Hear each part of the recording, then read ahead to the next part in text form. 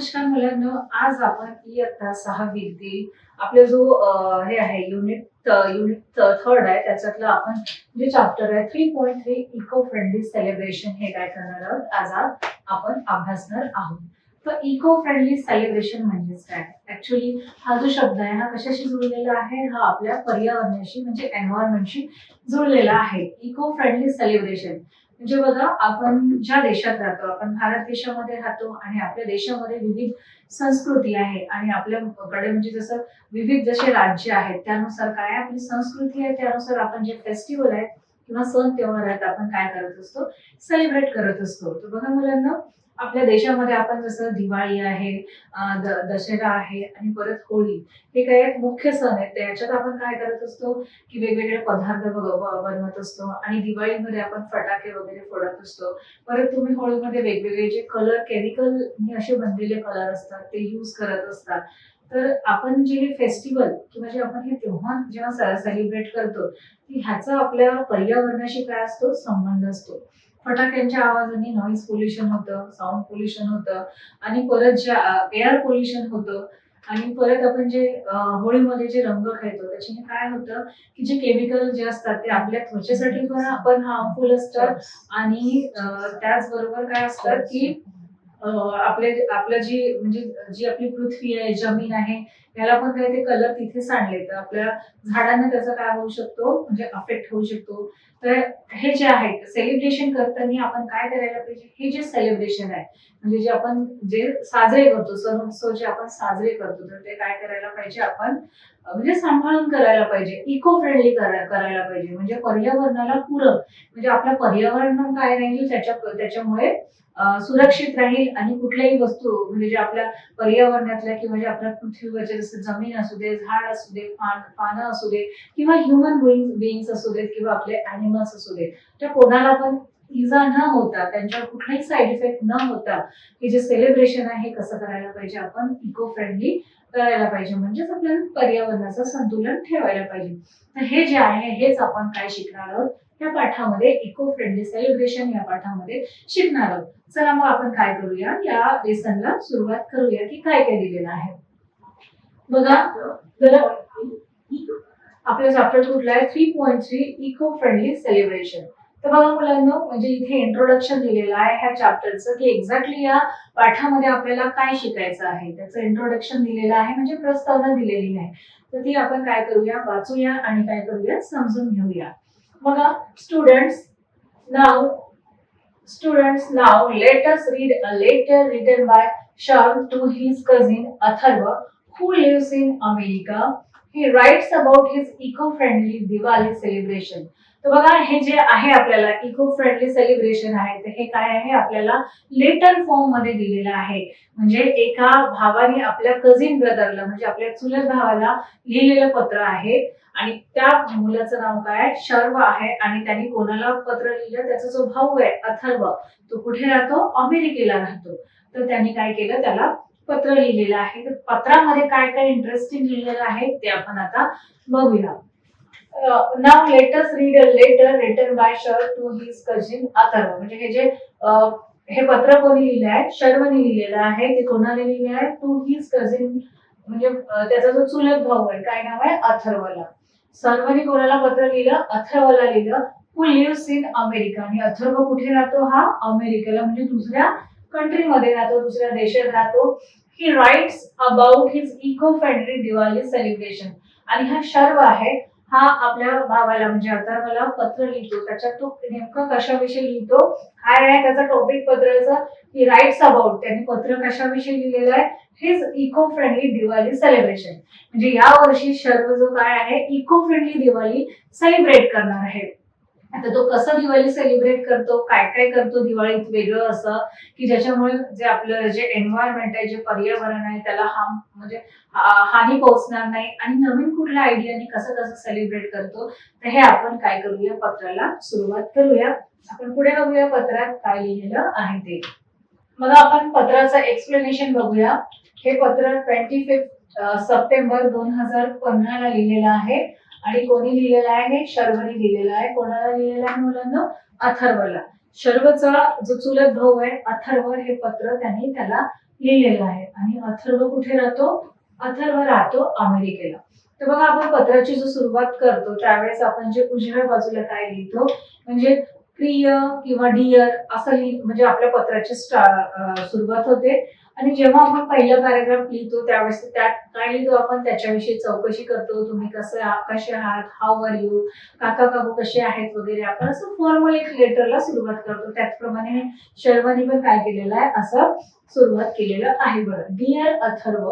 आता अथर्वला पत्र लिहितोय, कोण लिहितोय? शर्व लिहितोय. शर्व कुठे राहतो? इंडियामध्ये राहतो, म्हणजे तो भारतात राहतो. बघा काय लिहिलेलं आहे, डिअर अथर्व म्हणजेच काय, प्रिय Atharva. I received your letter. Hey, first of all, congratulations. It's really amazing that you have celebrated eco-friendly Ganesh Utsav in America. Please write to me more about it. तर बघा, याला जो शर्व आहे, जो भारतात राहतो, त्याला इको फ्रेंडली ही कल्पना, म्हणजे त्याचा भाऊ जो अमेरिकेत राहतो अथर्व, त्यांनी तिकडे अमेरिकेमध्ये गणेश उत्सव साजरा केला होता, गणेश उत्सव. आणि त्याच्यात त्यांनी जे गणेश उत्सव साजरा केला होता ते इको फ्रेंडली, म्हणजे त्याच्यामुळे पर्यावरणाला, म्हणजे पर्यावरण संतुलित असं काय केलं होतं, गणेश उत्सव तिकडे साजरा केला होता. आणि हे अथर्वनी शर्वला पत्र लिहून पाठवलं होतं, तर त्याचाच रिप्लाय कोण देतो आहे? शर्व हा देतो आहे. काय आहे? I received your letter. Sharv म्हणतो की आय रिसिव्ड युअर लेटर, मला तुझं पत्र मिळालं. हे, फर्स्ट ऑफ ऑल कॉंग्रॅच्युलेशन, म्हणजे सगळ्यात पहिले तुला काय, कॉंग्रॅच्युलेशन. कॉंग्रॅच्युलेशन म्हणजेच काय, अभिनंदन. आता बघूया अभिनंदन कशासाठी करतोय. कॉंग्रॅच्युलेशनची बघा स्पेलिंग थोडी हार्ड आहे, लक्षात ठेवा. काय आहे?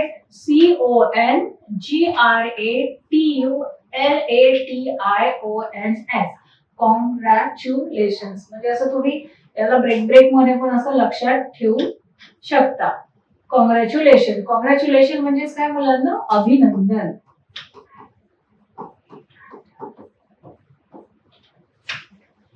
I received your letter. Hey, first of all congratulation, म्हणजे सर्वप्रथम काय, मी तुला अभिनंदन करतो. It's really amazing that you have celebrated eco friendly Ganesh Utsav in America. तो म्हणतो की it's really amazing.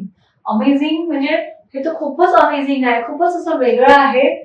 That you have celebrated म्हणजे तू तिथे अमेरिकेत राहून तू इको फ्रेंडली गणेश उत्सव साजरा केला. Please write to me more about it. तो म्हणतो, त्याला रिक्वेस्ट करतो अथर्वला की मला तू याच्याविषयी अजून जास्त माहिती सांग, मला अजून पुन्हा पत्र लिही आणि तू गणेश उत्सव तिकडे कशा प्रकारे इको फ्रेंडली साजरा केला याची माहिती तुम्हाला परत पाठव, म्हणजे परत तुम्हाला पत्र लिहून याच्याविषयी मला अजून जास्त माहिती घे. बघा पुढे काय आहे. Here we are also planning to celebrate and eco friendly Diwali. तो म्हणतो, शर्व म्हणतो की हिअर म्हणजे इथे, इथे म्हणजे कुठे, भारतात. We are planning we are also planning म्हणजे आम्ही पण असं प्लॅन केलेलं आहे, आम्ही पण असं ठरवलेलं आहे. To celebrate. सेलिब्रेट म्हणजेच काय मुलांना? साजरे करणे. सेलिब्रेटची स्पेलिंग काय आहे? CELEBRATE. सेलिब्रेट म्हणजेच काय? साजरे.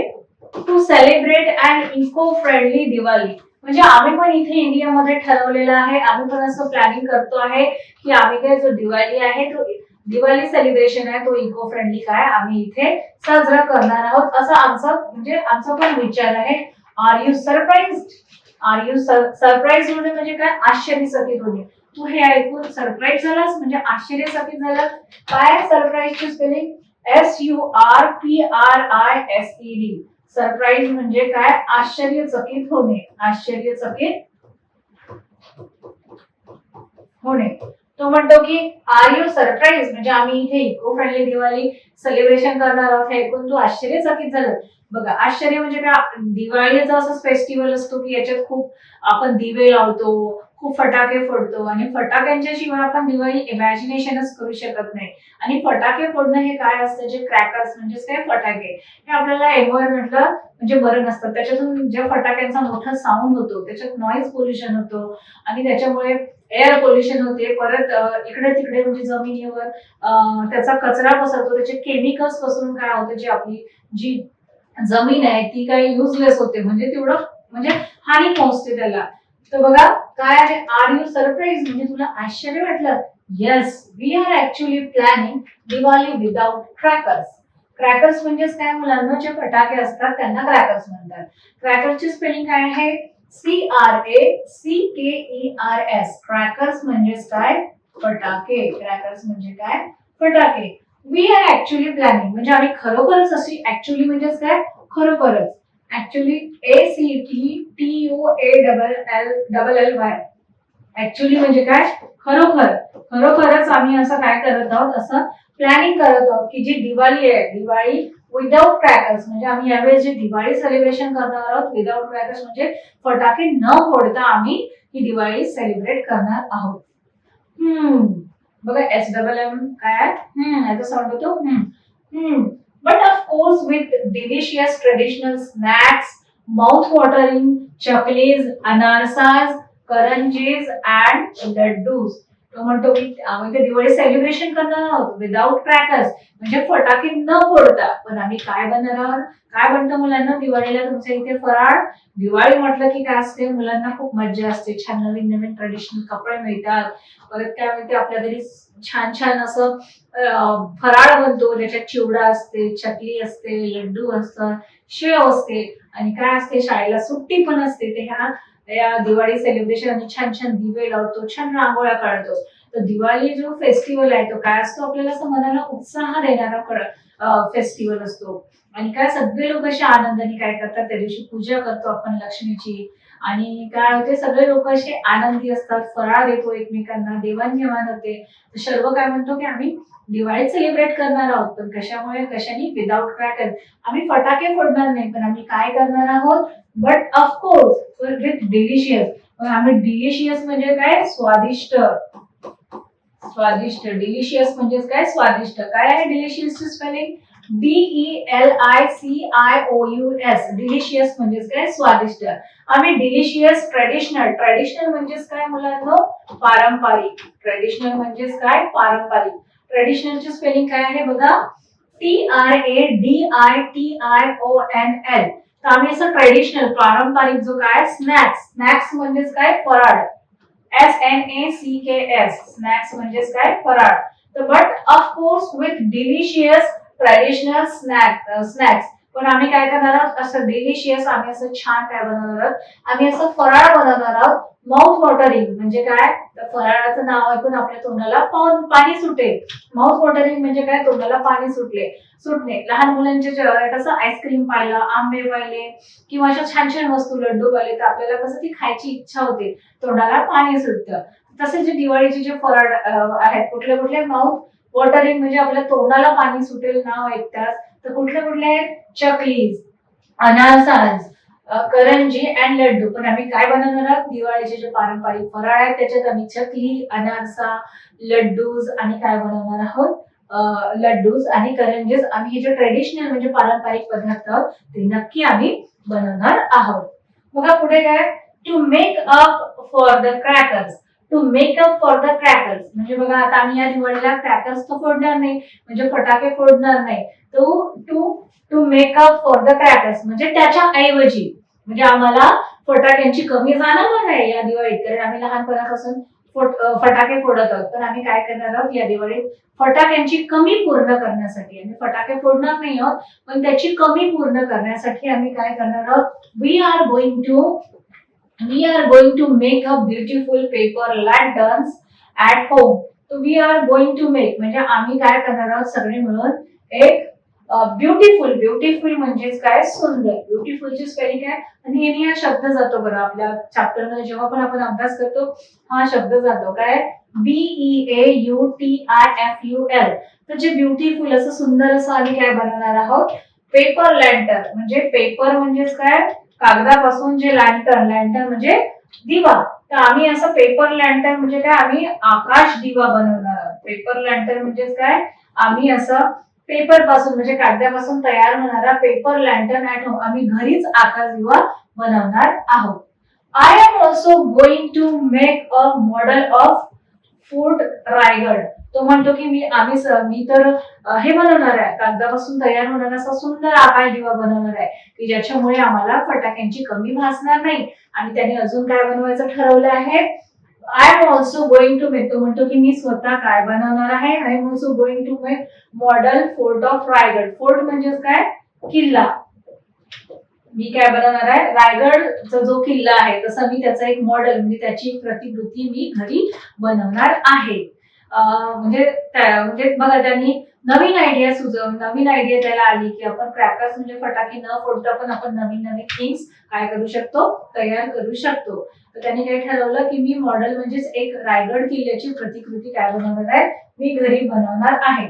I am collecting some pictures and a lot of information about the Raigad. बघा आता त्याला रायगडचं काय बनवायचंय, किल्ला बनवायचा आहे, रायगड फोर्ट बनवायचा. तर त्याने काय केलं, I am collecting some pictures.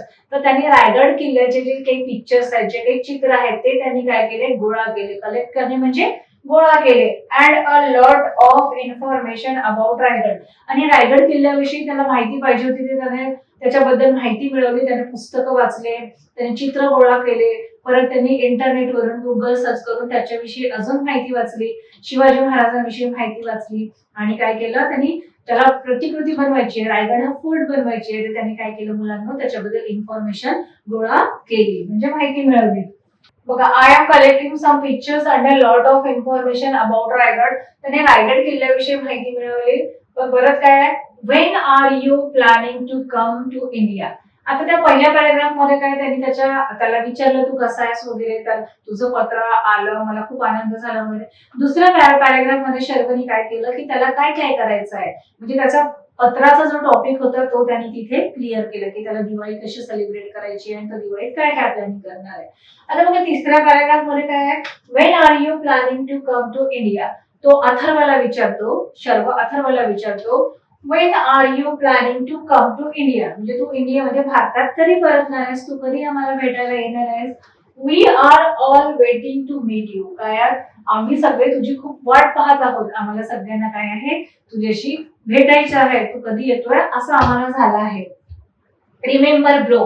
Remember bro म्हणजे काय, लक्षात असू दे. ब्रो म्हणजेच काय, भाऊ. बी आर ओ, ब्रो म्हणजे भाऊ. रिमेंबर ब्रो म्हणजे भाऊ, तू लक्षात असू दे, आठवणीत असू दे. We are not just a cousin. Cousins म्हणजे काय, चुलत भाऊ. COUSINS, चुलत भाऊ. कझिन म्हणजे काय, चुलत भाऊ. तो म्हणतो की we are not just cousins म्हणजे आपण चुलत भाऊच नाही, आपण भाऊच नाही तर काय आहोत, वी आर फ्रेंड्स टू. तर आपण काय आहोत, म्हणजे दोघे काय मित्र पण आहोत. नुसतं म्हणजे आपल्या भावाचंच नातं नाहीये, तू माझा चुलत भाऊच नाहीयेस, तर काय आपण दोघे बेस्ट फ्रेंड आहोत, आपण मित्र आहोत. I always love to read your letters. Sharv म्हणतो की तुझे, अथर्वला म्हणतो की जो तू मला पत्र पाठवतो, I always love to read your letter म्हणजे मला तुझे पत्र पाठवतो ते मला वाचायला खूप आवडतात, खूप खूप आवडतात. Atharva, I have heard a lot about Thanksgiving and Halloween in the USA. बघा युएसए मध्ये दोन सण असे खूप मोठ्या उत्साहाने साजरे केले जातात. कुठला आहे, एक थँक्सगिव्हिंग म्हणजे लोकांना थँक्यू म्हणण्याचा एक त्यांचा सेलिब्रेट होतो. आणि हॅलोवीन. तर बघा हॅलोवीन हा काय आहे, तिकडचा अमेरिकेतला एक सण आहे. हॅलोवीन कसं असते मुलांना, म्हणजे हॅलोवीन हा जो सण असतो तर प्रत्येक जे लोक आहेत आपल्या घराच्या समोर खूप मोठे मोठे भोपळे ठेवतात आणि भोपळ्याला असं त्याला डोळे बनवतात, त्याला चांगलं त्याच्यावर प्रतिकृती करून त्या भोपळ्याला असं, म्हणजे त्या हॅलोवीन हा जो सण आहे तिथे तुम्हाला असं भूतासारखं किंवा असं वेगळ्या पद्धतीनं तयार व्हावं लागते. म्हणजे तुम्ही असं जसे आपण भूत, चेटकीन जशा प्रकारचे जे असतात ना, म्हणजे तशा प्रकारचे ते कपडे घालतात ब्लॅक, मग चेहऱ्यावर ते चेटकिनी सारखे असे करंग वगैरे लावतात, घराच्या समोर भोपळे ठेवतात मोठे मोठे असे. आणि घराला पण म्हणजे जसं आपण एखाद्या भूताच्या खोलीमध्ये जात असू किंवा आपण एखादी जी सिरियल पाहतो ना भूताची वगैरे, त्याच्यात कसं आपल्याला एकदम घाबरण्यासारखं दिसते, तसा तो पेहराव ते काय करतात, घालतात. तर तो म्हणतो, शर्व म्हणतो, I have heard a lot of about Thanksgiving and Halloween in the USA मध्ये काय आहे की जे थँक्सगिव्हिंग आणि हॅलोवीन हा सण तिकडे खूप साजरा केला जातो. I am really curious to know more about them. Curious म्हणजे काय, खूप म्हणजे असं खूप माझी इच्छा आहे, खूप माझी अशी इच्छा आहे, असं तीव्र इच्छा आहे टू मोर अबाउट देम. तर मला काय, जे हे थँक्स गिव्हिंग जे फेस्टिवल आहे आणि हॅलोविन जे हे फेस्टिवल आहे युएसए मधले, ते काय करायचं आहे, मला त्याविषयी भरपूर तुझ्याकडून जाणून घ्यायचं आहे. Please do write to me. Please do write to me म्हणजे काय, तुम्हाला पत्र, तू जेव्हा मला आता पत्र पाठवशील तर हॅलोविन कसा साजरा केला जातो, थँक्स गिव्हिंग हा प्रोग्राम, गिव्हिंग हा तिथे सण कसा सेलिब्रेट करतो, तर मी खूप वाट पाहते तुम्हाला काय कळव, ते कसं सेलिब्रेट केलं जाते, तू मला ते पत्र लिहून कळव. कन्वे माय रिगार्ड्स टू काका अँड काकू. कन्वे माय रिगार्ड्स, रिगार्ड्स म्हणजेच काय, आपण एखाद्या मोठ्या माणसाविषयी जे आदर भाव आहे, जे प्रेम भाव आहे ते व्यक्त करतो. टू कन्वे रिगार्ड्स टू काका काकू म्हणजे तू माझ्याकडून त्यांना आदर भाव सांग, मी त्यांना विचारलं आहे असं सांग. अँड लव्ह टू डिअर ओजस म्हणजे अथर्वचा लहान भाऊ आहे, त्याचं नाव काय आहे, ओजस आहे. लव्ह टू डिअर ओजस, आणि जो छोटा ओजस आहे, तुझा जो लहान भाऊ आहे, त्याला माझ्याकडून प्रेम सांग. तर बघा, आपण जेव्हा पत्र एंड करतो तर आपल्याला जे इन्फॉर्मल लेटर असते, आपण आपल्या नातेवाईकांना पाठवतो, तर त्यांचा कोणी लहान भाऊ किंवा बहीण असेल तर तुम्ही अशी ही लाईन लिहू शकता, लव्ह टू डिअर म्हणजे त्या व्यक्तीविषयी.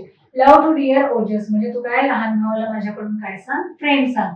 Your loving, your lovingly, your lovingly म्हणजे तुझा जो प्रिय भाऊ आहे.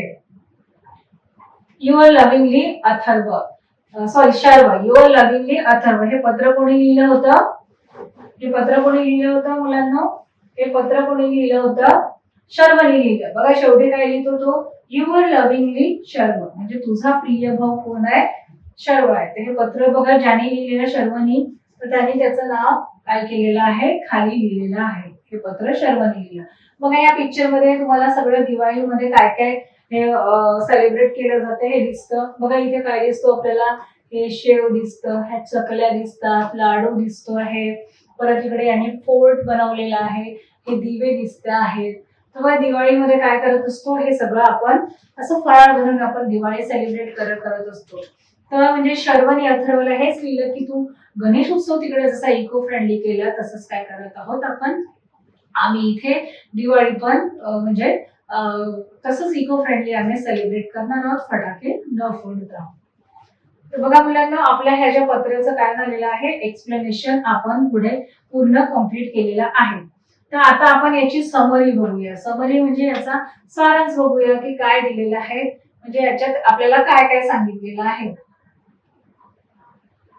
बघा समरी मध्ये काय दिलेलं आहे, सारांश मध्ये काय दिलेलं आहे, the boy Sharv. The boy Sharv म्हणजे हा जो शर्व नावाचा मुलगा आहे, हा कुठे राहतो, आपल्या भारतात राहतो. Has return this letter to his cousin describing his eco-friendly Diwali celebration. तर शर्वनी त्याचा जो कझिन ब्रदर आहे अथर्व, त्याला काय केलं आहे, पत्र लिहिलेलं आहे. आणि पत्र काय लिहिलेलं आहे त्यांनी, शर्वनी अथर्वला काय लिहिलेलं आहे की describing his eco friendly Diwali celebration म्हणजे तो या वर्षी दिवाळी इको फ्रेंडली म्हणजे पर्यावरण पूरक जी आहे ते कशा प्रकारे सेलिब्रेट करणार आहे ते यांनी लिहिलं. It is an excellent idea to celebrate Diwali.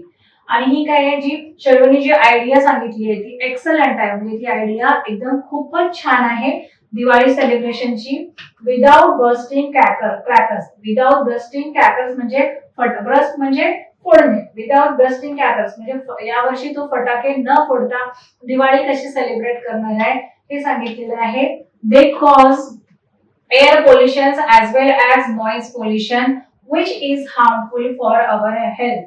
They cause, बघा आपण क्रॅकर्स फोडलो म्हणजे त्याचा रिझन काय, कॉज म्हणजेच काय, कारण.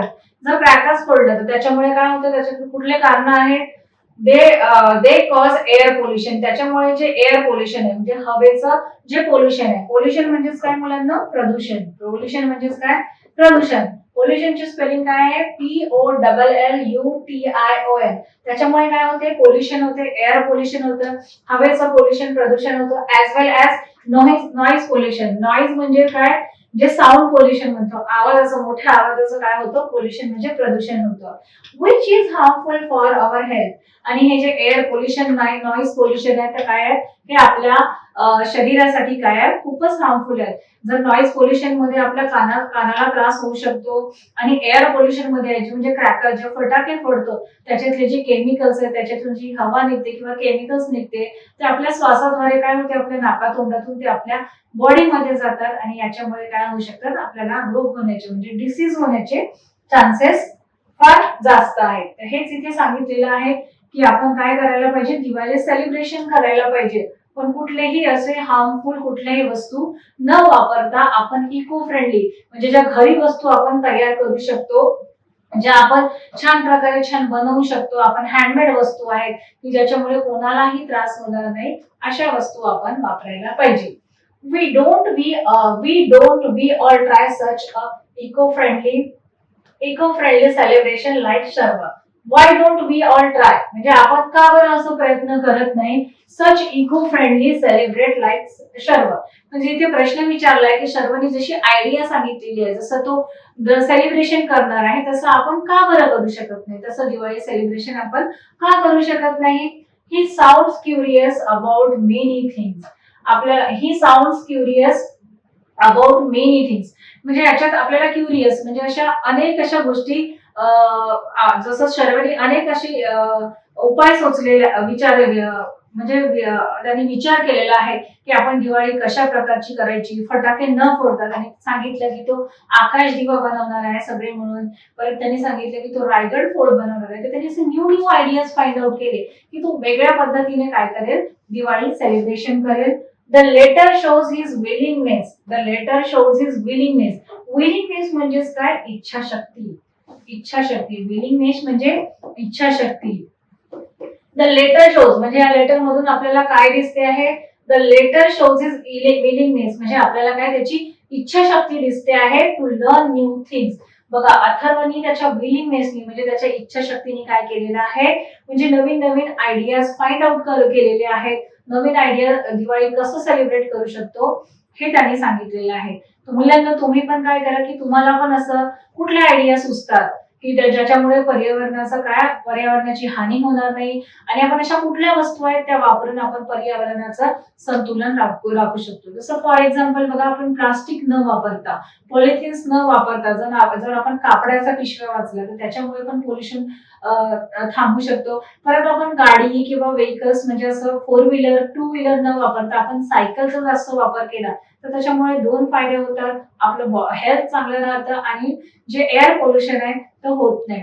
आणि जे आपल्याकडे जे वेस्ट मटेरियल आहे त्याचा आपण खत म्हणून उपयोग केला, झाडांना दिला, तर त्याच्यामुळे झाडांची काय होईल, चांगली ग्रोथ होईल. तर बघा मुलांना तुम्ही पण अशा छान छान आयडिया वापरा की आपण ज्या वस्तू वापरून आपण काय करू शकतो आणि पर्यावरणाला कसं संतुलित ठेवू शकतो. तर हेच आपण या चॅप्टर मध्ये शिकलेलं आहे आणि हा चॅप्टर आपल्याला हाच मेसेज देतो आहे की तुम्ही पण असे न्यू आयडियाज फाइंड आउट करा आणि तुम्ही पण तुमच्या मित्राला अशाच पत्राद्वारे काय काय केलं ते कळवा. तर मुलांना हे आपलं जे आहे स्पष्टीकरण इथे संपलेलं आहे.